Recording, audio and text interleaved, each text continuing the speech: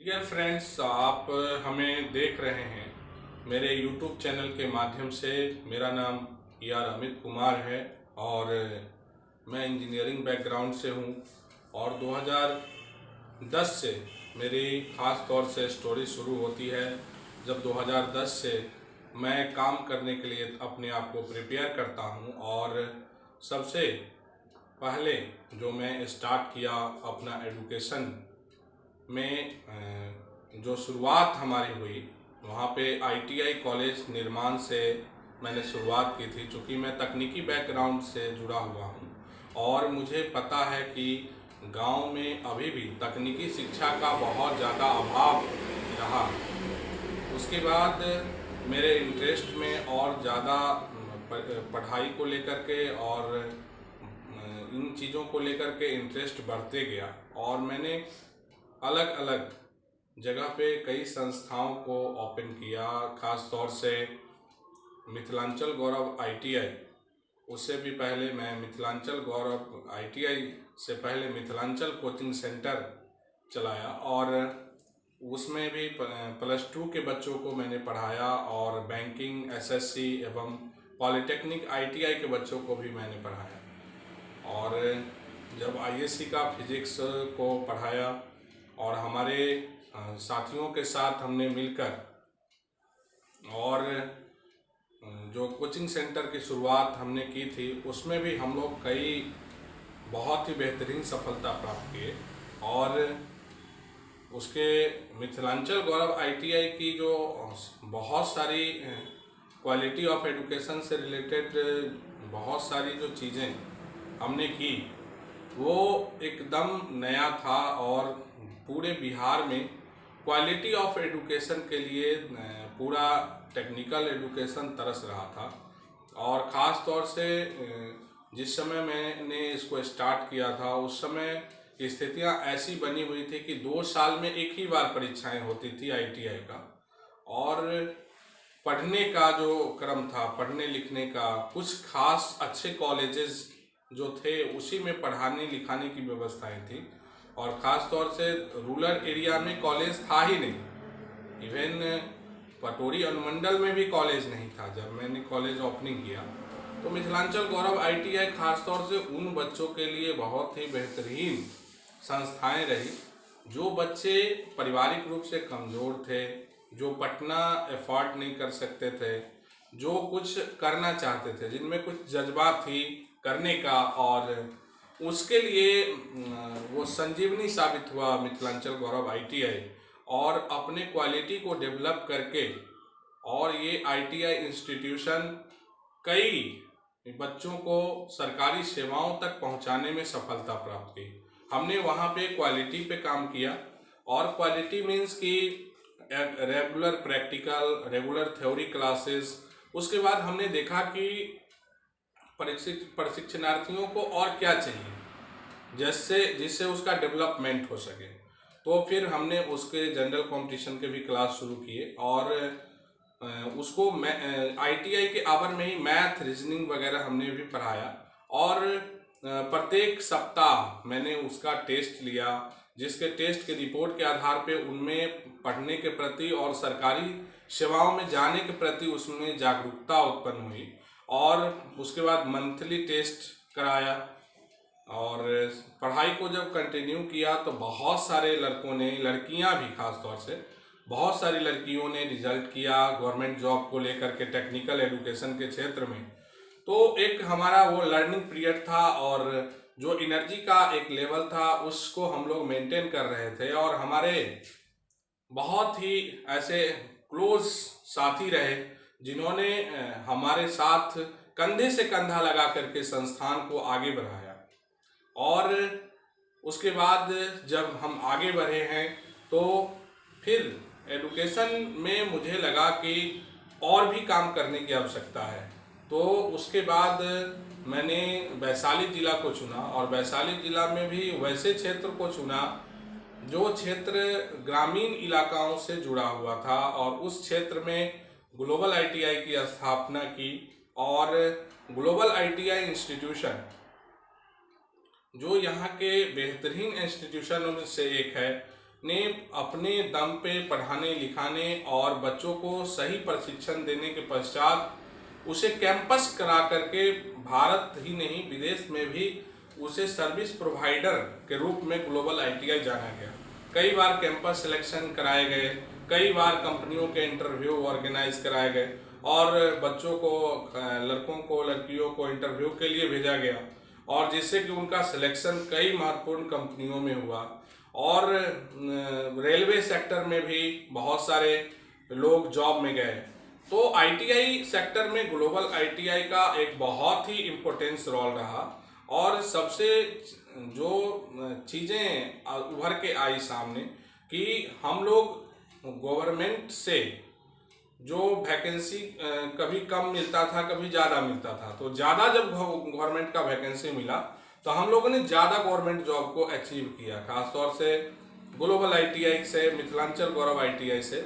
और जंदाहा में भी मैंने डिस्कवरी आईटीआई संस्था को ओपनिंग किया और एक टीम वर्क को लेकर के हम लोग आगे बढ़े और टीम वर्क जब पूरा हुआ तो एक तरह से जंदाहा को भी एक बेहतरीन आईटीआई कॉलेज मिला। और इन सारे कॉलेजेस में एक चीज़ कंपलसरी था कि क्वालिटी ऑफ एजुकेशन। ये जितने भी कॉलेजेस हैं इसमें क्वालिटी ऑफ एजुकेशन से किसी भी तरह का कोई कंप्रोमाइज़ नहीं किया जाता है। इवन बच्चों की प्रैक्टिकल्स, रेगुलर क्लासेस, आप जो है अटेंडेंस आपका रेगुलर होना चाहिए, कैंपस सिलेक्शन के कार्यक्रम, बच्चों को कुछ नए प्रोजेक्ट्स बनाने के लिए काम करने होते हैं, उसके लिए अलग अलग से सामान का इन्वेस्टमेंट, सामान को मुहैया कराना। तो बहुत सारी चीज़ें डिस्कवरी प्राइवेट आईटीआई जंदाहा से प्राप्त हुई। तो इस तरीके से हमने जितने भी काम किए आईटीआई सेक्टर में वो काफ़ी लाजवाब रहा और अभी भी हम लोग लगातार क्वालिटी कंट्रोल करने का काम कर रहे हैं। परंतु शिक्षा में सबसे जो बुरा दौर, इवन पूरे भारत ही नहीं पूरे विश्व के लिए जो बुरा दौर था, कोविड-19 में हम लोगों ने जो काम किया वो काबिले तारीफ था। और कोरोना काल में हम लोगों ने सीखा कि ऑनलाइन में कैसे हम लोग आगे बढ़ेंगे। ऐसे तो हम यूट्यूब चैनल बहुत ही पुराना हम खोल रखे थे परंतु उस पर एक्टिव नहीं हुए थे, पर ऑनलाइन में यूट्यूब की अहमियत को सामने आया। यूट्यूब्स और ऑनलाइन जितने भी चैनल्स होते हैं, चाहे वो गूगल मीट हो, जो भी माध्यम है पढ़ाने का, उन तरीकों को हम लोगों ने ढूंढा और उससे हम लोगों ने पढ़ाना शुरू किया। कोविड काल में भी हम लोगों ने प्रशिक्षण और पठन पाठन कार्यक्रमों को बहुत ही मजबूती से बना के रखा। और 2015 में जो विद्यालय को एस्टेब्लिश किए वो उसका नाम था डिस्कवरी पब्लिक स्कूल। और डिस्कवरी एक सक्सेस हम लोग का क्रैश कोर्स था जो आज़ाद कोचिंग सेंटर हम लोग के ऑर्गेनाइज में केशव आज़ाद जी के नेतृत्व में हम लोग काम कर रहे थे। तो एक हम लोगों ने कोर्स का नाम दिया था डिस्कवर कोर्स, और डिस्कवर कोर्स एक बहुत ही सक्सेस कोर्स हुआ हम लोगों के कैरियर के लिए। कई बहुत सारे बच्चे 10th के फर्स्ट डिवीजन पास हुए और बहुत सारी सफलताएं मिली और नाम भी मिला। तो उसी डिस्कवर से फिर हम लोगों ने रिसर्च करके और जो हम लोग का साइंटिफिक एजुकेशन देने का जो थ्योरी था कि हमारे पास डोंट से क्वांटिटी से क्वालिटी, यानी कि हमें क्वांटिटी से आधार नहीं बना करके और हमको क्वालिटी पे फोकस करना है, यानी कि बच्चों में क्वालिटी का डेवलपमेंट कैसे हो, उसके लिए कौन कौन से रिसोर्स का इस्तेमाल किया जा सकता है, उन चीज़ों को हमने फोकस किया। और उससे जो निकला उसका नाम था डिस्कवरी। और डिस्कवरी पब्लिक स्कूल यानी कि डीपीएस का 2015 में एस्टेब्लिशमेंट हुआ और बहुत ही बेहतरीन सफलता डिस्कवरी पब्लिक स्कूल ने बहुत ही अच्छे पोजीशन में काम किया और क्वालिटी बेस्ड एजुकेशन को हमने फोकस किया। और उसके बाद पटोरी में डिस्कवरी सेंट्रल स्कूल का स्थापना किया, मोहिउद्दीन नगर में डिस्कवरी पब्लिक स्कूल के नए ब्रांच को खोला गया।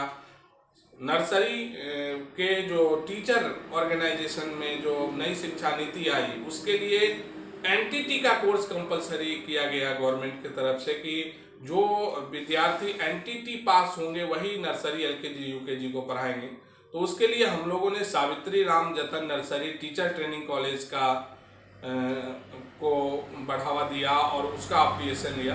तो हम लोगों ने शिक्षा के क्षेत्र में बहुत ही बेहतरीन काम किया है, परंतु अभी हम लोग और बेहतर करने जा रहे हैं। डिस्कवरी पब्लिक स्कूल का सिंगल मोटो यही है कि क्वालिटी ऑफ एजुकेशन, यानी कि हमारे कुछ लोग ऐसे होते हैं जिनका कहना है कि भाई वहाँ पे 1000 बच्चे नहीं रहते हैं, उससे ज़्यादा बच्चे उस स्कूल में होते हैं। मेरा मानना ये है कि हम अगर बहुत ज़्यादा संख्या में बच्चों को पढ़ाएंगे तो क्वालिटी को कंट्रोल करना और सही चीज़ को समझना बहुत ही मुश्किल होता है। यानी कि सीबीएसई नॉर्म्स अगर 35 बच्चों को एक क्लास में इजाज़त देता है तो हम लोग प्रत्येक क्लास में 25 बच्चों को ही एडमिट करते हैं, यानी कि 25 स्टूडेंट्स इच क्लास।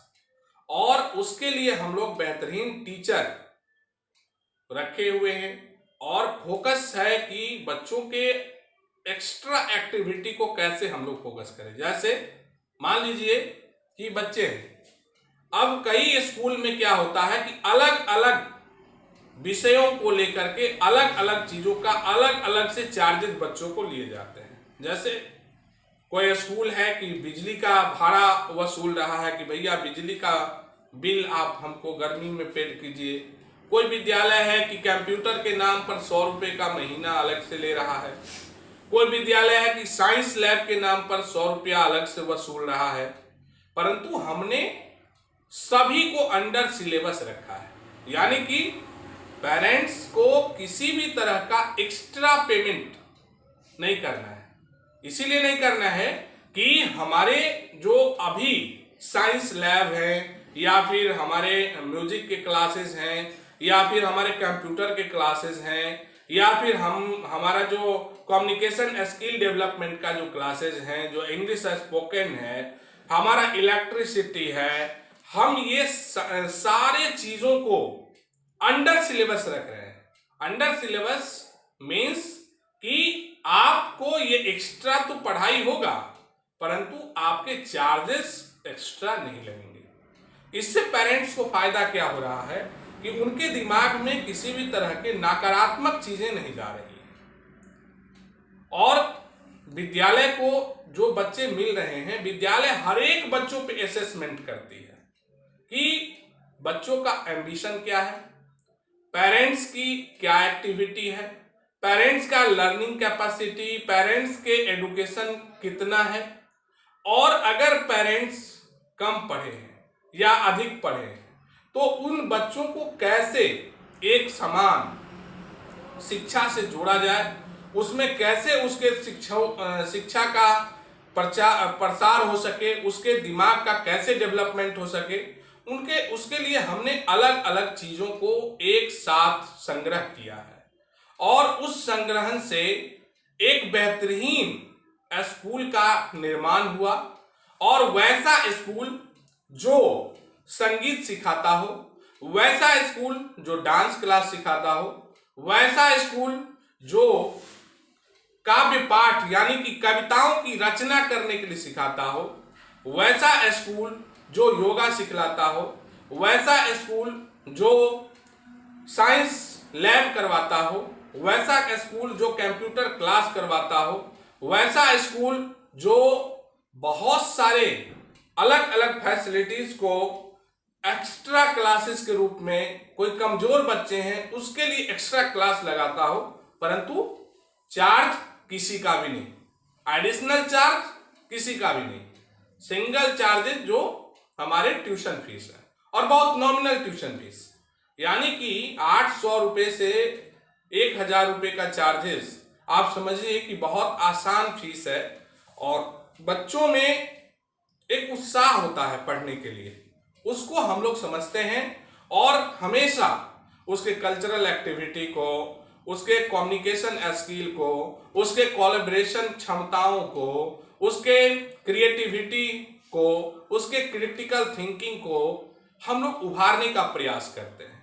यानी कि हर एक स्थितियों में बच्चों में जो बेहतर हो सकता है कि वो कैसे अपने बोलने की क्षमताओं को कैसे डेवलप कर सकते हैं, इन चीजों को हम लोग फोकस करते हैं। और यही कारण है कि 8 संस्थाएं 2010 से 2022 तक के दौर में 8 संस्थाएं DPS, MGITI, global ITI, discovery central school एवं discovery ITI, Mithilanchal Gaurav ITI जैसे बहुत सारे जो हमारे ऑर्गेनाइज इंस्टीट्यूशंस हैं, इवन आजाद कोचिंग सेंटर भी, हम ये सारे सिस्टम को ऑपरेट कर रहे हैं और इसे ऑपरेट करके हम पूरे आगे ले जाएंगे। और क्वालिटी ऑफ एजुकेशन हमारा मूल मंत्र है, इस बात को ध्यान रखिएगा। हम जहां भी रहेंगे क्वालिटी को बढ़ावा देंगे। यानी कि पेरेंट्स अगर हम पर बिलीव करते हैं तो उस बच्चों को हम लोग देश के कैसे काम आ सके वो बच्चे, वो गांव के कैसे सेवा कर सके बच्चे, सामाजिकता उसमें कैसे आए, नैतिकता उसमें कैसे आए और साइंटिफिक टेम्परामेंट का डेवलपमेंट कैसे हो, ये सारी चीजों को हम लोग एजुकेशन पॉलिसीज में रखे हुए हैं। और ये एजुकेशन पॉलिसीज खास तौर से रूरल एरिया के स्कूलों में बहुत कम देखने को मिलता है। यहां पर है कि कोई कितना ज्यादा संख्या आएगा और संख्या बुलाओ और संख्या बुलाओ। इवन क्या है कि बच्चे रुकते कम हैं, आते हैं, पढ़ते हैं, 1-2 साल पढ़े, उसमें क्वालिटी जनरेट नहीं हुआ, फिर वो बच्चे दूसरे स्कूल चले गए, फिर वो तीसरे स्कूल चले गए। और इवन होता क्या है कि पेरेंट्स अपने बच्चों के पढ़ाई के प्रति जो जवाबदेही लेते हैं, जो ईमानदारी से पेमेंट करते हैं, वो बच्चों के पढ़ाई को रेगुलरली चेक करते हैं। और जब रेगुलरली अगर आपको लोग चेक कर रहे हैं तो आप में क्वालिटी की गिरावट अगर होगी तो आपका लैब सेशन सिक्योर है। तो आप क्वालिटी ऑफ एजुकेशन डीपीएस का मोटो रहा। और मोहद्दीन नगर में भी हम लोग जो डिस्कवरी पब्लिक स्कूल का ओपनिंग किए हैं, वो भी बहुत ही बेहतरीन ढंग से क्वालिटी ऑफ एजुकेशन हम लोग वहाँ प्रोवाइड करने जा रहे हैं। क्वालिटी ऑफ एजुकेशन मीन्स कि quality of teaching, quality of subject, quality of each and every, just as classroom, science lab, computer lab, smart classroom, ये सारी चीजों में क्वालिटी का डेवलपमेंट हो। और आपको तो आश्चर्य होगा कि मैंने देखा कि अब खास तौर से जितने भी आईटी कंपनियां, वो आईटी कंपनी में अब कंप्यूटर पे काम करना नहीं हो रहा है, अब सारे लोग लैपटॉप पे काम कर रहे हैं। तो मैंने जो नया चीज को अडॉप्ट किया है कि अब हम लोग डेस्कटॉप पे काम नहीं करेंगे, अब हमारे बच्चे लैपटॉप ही चलाएंगे। और हम कंप्यूटर लैब में लैपटॉप लगाए हैं, जिससे कि जब वो आगे इंडस्ट्री को एक्सपीरियंस करेंगे, जब अपने लाइफ में कोई अच्छे आईटी इंडस्ट्री में जाएंगे या कहीं भी साइंटिफिक कोई भी जॉब जब वो करेंगे, तो उस केस में उनके हाथ में वही लैपटॉप अगर आएगा तो एक एहसास पुराना होगा कि हमने इसको स्कूल में भी प्रयोग किया है। और हर एक पेरेंट्स के लिए लैपटॉप खरीदना संभव नहीं है, परंतु विद्यालय हर एक बच्चों को लैपटॉप पे प्रैक्टिस करने के लिए सिखा रही है। और कंप्यूटर एजुकेशन का मतलब सिर्फ पेंटिंग और ड्राइंग नहीं है। कंप्यूटर एजुकेशन में खास तौर से बहुत सारे स्कूल क्या करते हैं कि सिर्फ पेंटिंग सिखा रहे हैं। अरे भैया, पेंटिंग से सिर्फ नहीं होगा, हमारे सिलेबस के और भी अलग अलग पार्ट्स हैं, उन पार्ट्स को हमको पढ़ाना पड़ेगा। हमें कंप्यूटर क्लासेस, हमें साइंस लैब के अलग अलग चीज़ों को बताना पड़ेगा। तब जाके बच्चों में इम्प्रूवमेंट होगा। और बच्चों का इम्प्रूवमेंट का मतलब है कि स्कूल का इम्प्रूवमेंट, यानी कि हमारे काम करने के तरीके थोड़ा सा अलग है और उसका जो मूल जो हम लोग का मंत्र है कि quality of education. Quality of education मतलब है अटेंडेंस ऑफ टीचिंग, मतलब है अटेंडेंस ऑफ स्टूडेंट, मतलब है कि क्वालिटी ऑफ टीचिंग, मतलब है क्वालिटी ऑफ स्टूडेंट्स। तो हम लोग इन सारी चीज़ों को ध्यान में रखते हैं। और एक जो महत्वपूर्ण बातें हम आपको बताने जा रहे हैं वो भी कई जगहों पर इस पे चर्चाएं पर चर्चाएं होती है, वो है उम्र के साथ एजुकेशन, यानी कि एज के साथ एजुकेशन। बच्चों में टैलेंट आए, परंतु टैलेंट का मतलब ये नहीं है कि 12 साल का बच्चे स्टैंडर्ड 2 में पढ़े और वो टॉप कर रहे हैं। वो टैलेंट जो है फिजिकल एज को छुपाना, वो टैलेंट नहीं है। यानी कि टैलेंट का मतलब हुआ कि स्टैंडर्ड 2 के एज के जो बच्चे का उम्र होना चाहिए, वो एज में उन बच्चों को स्टैंडर्ड 2 में अच्छे रिजल्ट आने चाहिए। तो कई स्कूल में देखने को मिलता है कि 11-12 साल के बच्चे स्टैंडर्ड 2, 3 में पढ़ रहे हैं। अब गार्जियन को लगता है कि मेरे बच्चे जो है 95% मार्क्स ला रहे हैं। नहीं, गलत है। स्टैंडर्ड 2 के बच्चे हैं तो उसका एज लिमिट होना चाहिए। उसके एज जो उसका स्टैंडर्ड 2 का सरकार ने मानक किया है, उस मानक से 2-4-6 महीने ज्यादा या कम हो सकता है, परंतु उसी मानक के आधार पर बच्चों की शिक्षा होनी चाहिए। और जो सरकार ने कहा कि भैया लेटेस्ट 16 साल 16 ईयर में आप 10th कर लीजिए, तो आपके पॉलिसीज जो होने चाहिए और जितने भी सीबीएसई स्कूल हैं उसके पॉलिसीज होना चाहिए कि 16 साल यानी कि 16 ईयर में कम से कम बच्चे 10th कर लें। परंतु कई स्कूल में इन चीज़ों पर ध्यान नहीं दिया जाता है और पेरेंट्स को ये कन्विंस किया जाता है कि बच्चे कमज़ोर हैं इसीलिए उसको हम लोग नीचे क्लास में रखेंगे। नहीं, ये गलत है। मेरा मानना है कि एज के साथ एजुकेशन बहुत इंपॉर्टेंट है। यानी कि कोई बच्चे का अगर फिजिकल एज 18, 19, 20 साल है और आप उसको 10th करवा रहे हैं आधार में एज घटवा करके 16 साल करके, तो दिस इज नॉट गुड। ये परफेक्ट नहीं है। फिजिकल एज को बहुत ही सीरियस लेने की जरूरत है।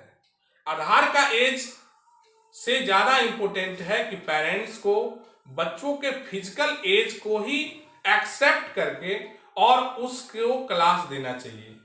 यानी कि बच्चे का जो एज है उस एज पे आप पढ़ाइए, बच्चों के टैलेंट को उस एज के आधार पे देखिए और उसको एंजॉय कीजिए। बच्चे जो पढ़ रहे हैं अगर आप उसको एंजॉय करेंगे तो निश्चित रूप से बच्चों का डेवलपमेंट होगा।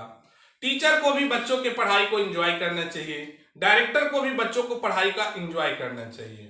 और खास तौर से हमने जो नियम बनाया है कि किसी भी बच्चे पर स्टिक का प्रयोग नहीं करना है। मीन्स कि अगर आप स्टिक का प्रयोग करते हैं तो खास तौर से पढ़ने लिखने में अनुशासनिक रूप से अगर कोई बच्चे पढ़ने के लिए होमवर्क नहीं किए, क्लास वर्क नहीं किए और आपने स्टिक का प्रयोग किया, ये बताता है कि आपने सही से शिक्षण प्रशिक्षण का अलग अलग पद्धतियों को स्टडी नहीं किया है। क्योंकि बच्चों में अगर कोई चीज़ भूल रहे हैं, कोई चीज़ उसके माइंड से स्लिप हो रहा है, तो अलग अलग तरीकों से उसको याद कराया जा सकता है और उसको डेवलपमेंट किया जा सकता है। तो खास तौर से मैं शिक्षकों से भी और हमारे शिक्षक जितने भी हैं प्रशिक्षण प्राप्त हैं और उन शिक्षकों में ये गुण है कि बच्चे को अलग अलग क्रिएटिविटी करा करके उसे कैसे मेमोराइज कराना है।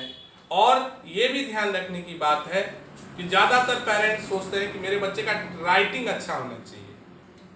अभी राइटिंग से ज़्यादा स्पीड टाइपिंग की ज़रूरत है, यानी कि बच्चों में कंप्यूटर टाइपिंग का टेंडेंसी बढ़े। खासतौर से स्टैंडर्ड 1 से जब बच्चे स्टैंडर्ड 1 में आ जाए तो वो क्लास 1 से ही टाइपिंग स्पीड, टाइपिंग में कोई भी लेटर लिखें तो टाइप करके लिखें, कोई बायोडाटा बनाए तो टाइप करके बनाए। ईच एंड एवरी चीज जो अलग अलग काम हो रहे हैं उसको वो कंप्यूटर पे करें।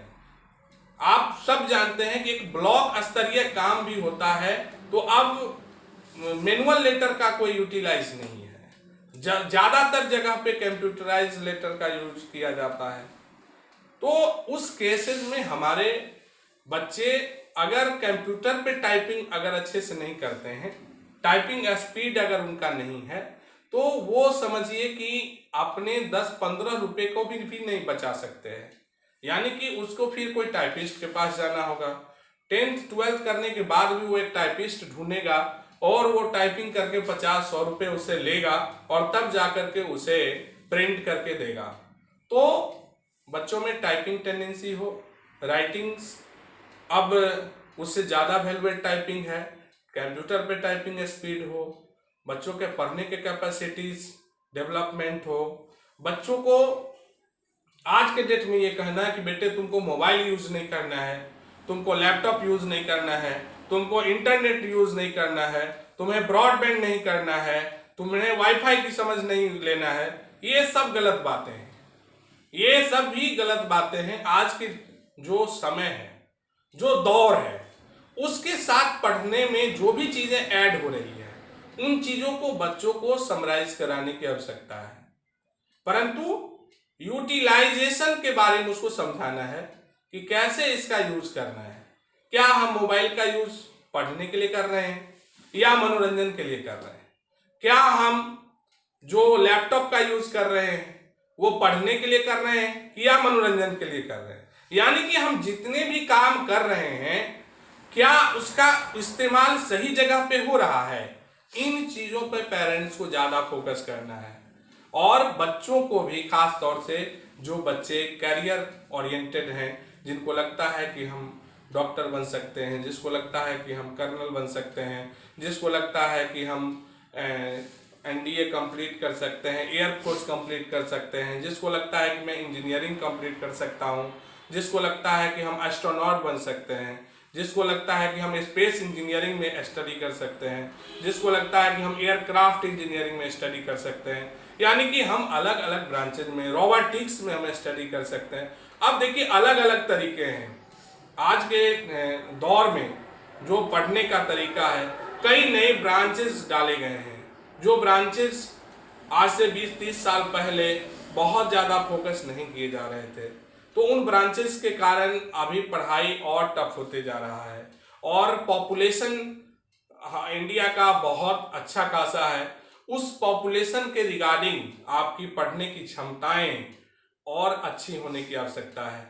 यानी कि अपने बच्चों पे विशेष ध्यान दें और ये ध्यान रखेंगे कि शिक्षा ही एक मूल मंत्र है जो एक छोटे से गांव के आदिवासी महिला को भारत के राष्ट्रपति निर्माण तक पहुंचाता है। यानी कि शिक्षा वह अपने आप में पूरा सामर्थ्यवान चीज है, इसीलिए अपने बच्चों के शिक्षा पर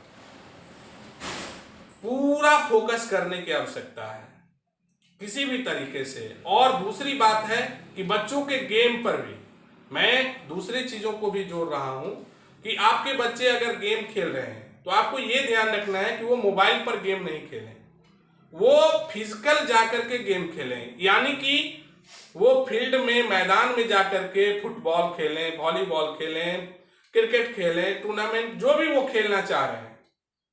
क्योंकि खेलना इसीलिए जरूरी नहीं है कि खेल करके कोई बहुत बड़ा क्रिकेटर बन जाएगा। खेलना इसीलिए जरूरी है कि उसका फिटनेस लेवल बना रहेगा, उसका हेल्थ सही रहेगा। यानी कि आप बच्चों में जो खेलने की टेंडेंसी है उसको बच्चे के स्वास्थ्य के रूप में समझना है कि बच्चों का हेल्थ अच्छा हो जाएगा। जब बच्चे फिजिकल खेलते हैं, उसके शरीर से पसीना निकलता है तो उसका स्वास्थ्य बहुत अच्छा होता है। यानी कि आप बच्चों के फिजिकल खेल कूद को पॉजिटिव माने और बच्चों में सभी चीज़ों का ध्यान रखें। Thank you.